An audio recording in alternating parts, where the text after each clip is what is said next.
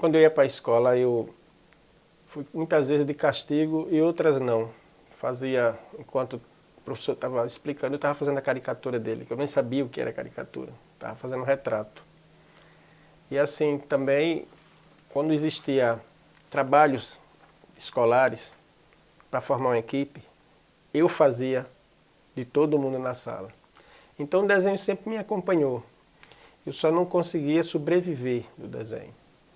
Mas sempre me acompanhou desde a minha infância, adolescência. Fui conhecendo a pintura. Quando eu via livros, eu achava que ele era um robô que fazia um computador. Não achava que o homem era capaz de reproduzir, por meio de linhas, né, uma coisa tão real. E até que eu me encantei quando eu vi alguém desenhando, aí eu quero desenhar.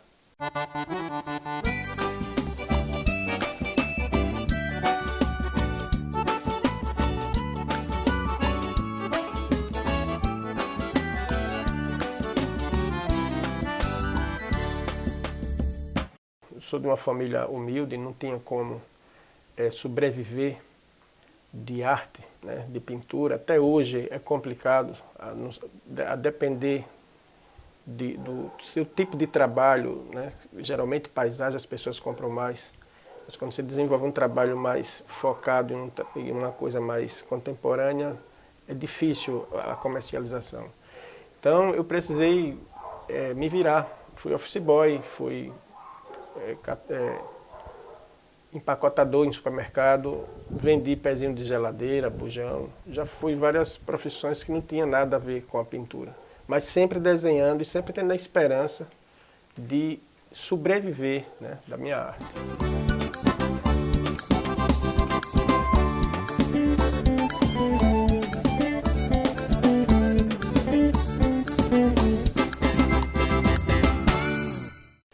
Bom, a minha inspiração foi a vivência que eu tive na minha infância, vendo meu avô na feira, fazendo feira, eu indo com ele, minha mãe lavando roupa, minhas irmãs catando caranguejo. Então tudo isso eu resgatei e coloquei nas minhas telas. E essa é a pintura que me representa. A influência, geralmente, a gente sofre quando vê outros trabalhos de outros artistas, né? Que é um incentivo. Então eu gostei muito do Van Gogh, ainda gosto, né? Mas me influenciei um pouquinho, o Salvador Dalí, tive uma fase surrealista também. E assim, isso me incentivou. Eu li muito também, sou autodidata, mas tive algumas aulas de Leonardo Alencar, meu grande amigo e artista plástico, me deu algumas dicas. E eu passei a trabalhar com figura humana. Elas representam a minha pintura. A figura humana é o mote que eu escolhi para me comunicar com o mundo através da arte.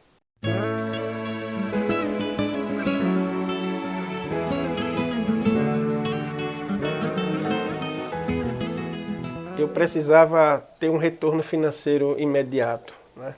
Então, nessa época eu trabalhava na SMTT como fiscal e lá dentro eu comecei a fazer alguns desenhos e colocar no mural, desenhando meus amigos, né? Os colegas de trabalho. Daí me viram, o diretor na época, Bosco Mendonça, me chamou para fazer um desenho de um jornalzinho alternativo. Dali eu fui para a Gazeta de Sergipe, fazer as charges, muito verde ainda. A Gazeta foi, na verdade, um laboratório para mim.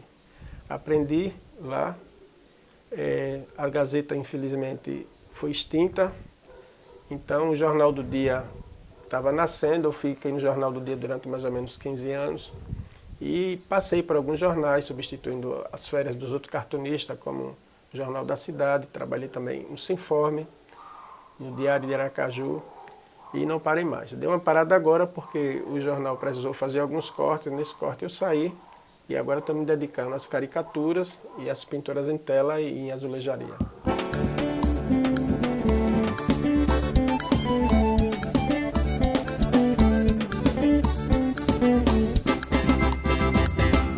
O cartoon, ou charge, é a linguagem mais...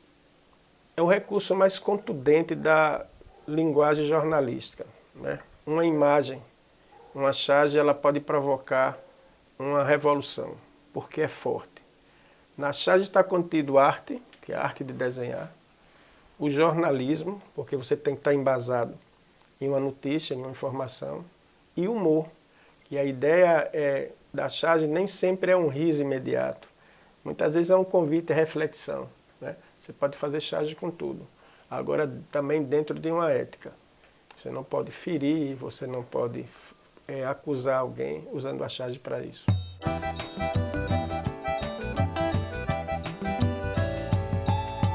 A azulejaria, na verdade, é uma necessidade que os artistas têm de fazer com que seu trabalho seja mais respeitado e mais duradouro. É uma técnica que os portugueses trouxeram ao Brasil.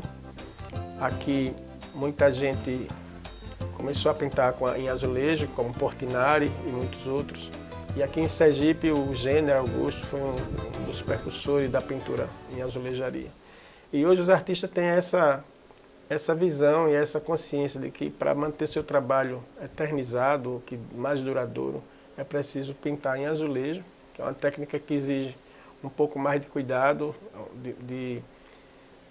de logística, de você saber como pintar, que material usar. Ela sofre um processo de queima no forno elétrico para fixar a tinta.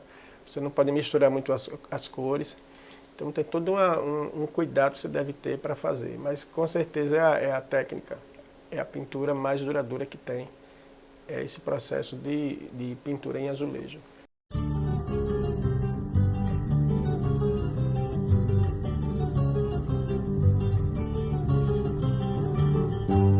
Esse trabalho, na verdade, eu estou refazendo um trabalho que está bem estragado, né? É como se fosse mais uma restauração e refazendo algumas outras peças de azulejo que não deu para restaurar, que vai ficar ali na Ivo do Prado, na Rua da Frente.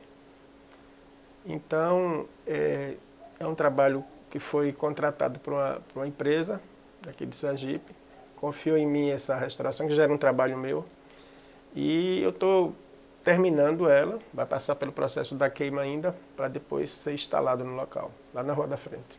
Mangabeiro, mangabeiro, na entrada do verão, todas elas caem a flor, para depois vir o botão. Eu fiquei muito feliz esse ano, eu fui classificado em dois editais, né? Um foi uma exposição física, que eu fiz no Shopping Jardins, e outra foi uma azulejaria, catadora de mangaba, porque são mulheres batalhadoras, né? Ela tira o fruto sem agredir o meio ambiente, sobrevive daquilo ali. A fruta mangaba é uma fruta que representa nosso estado, além de ser uma fruta muito consumida pelos turistas, então eu resolvi homenagear as catadoras ribeirinhas da mangaba e ladear elas com os municípios mais produtores de mangaba. Então, com isso, eu eternizo ali, no prédio Maria Feliciana, onde está meu painel, essa homenagem que eu faço às mulheres trabalhadoras.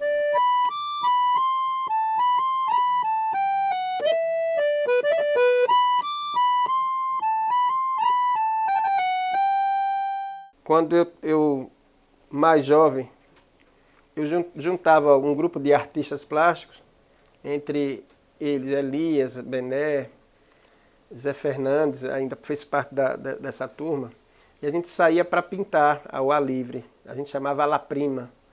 A gente pintava e se reunia todo mundo no ateliê de um deles, na casa mesmo, e cada um pegava um pedaço de Eucatex, ou quem tinha dinheiro comprava tela, e cada um pintava. E nesse dia a gente pintou a Mona Lisa, foi o desafio. Vamos ver quem pinta melhor reproduz a Mona Lisa, de Leonardo da Vinci. Quando eu acabei de pintar, aí um dos artistas, dos moleques lá, disse, olha, ele fez a Mona Hulk. Eu disse, a Mona Hulk? Como assim? Rapaz, está verde sua Mona Lisa. Eu disse, não, aqui é cor de pele. Foi nesse dia que eu descobri que eu era daltônico. Eu confundo vermelho, ironia, né? Porque eu trabalho com cores. Mas se você botar um vermelho perto de um verde, eu não sei qual a diferença. Se você colocar um azul perto do violeta, também não tem diferença nenhuma. Por isso que meus lápis são assim, tudo escrito. O que é azul tem que colocar azul, como se fosse uma criança aprendendo a pintar. Mas na verdade é uma doença provocada pelo cromossomo masculino que faz com que você não faça a distinção de certas cores. É uma curiosidade, né? Um cara colorista, que gosta de muitas cores, mas que confunde as cores. Não prestar atenção se o lápis não tiver. E a tinta, eu sei que o nome está aqui na tinta. E com relação à questão do computador, quando eu desenho e pinto, a referência são os números. Então eu já sei que ali é vermelho, que ali é cor de pele. Isso torna um pouquinho mais difícil a minha vida. Mas é isso.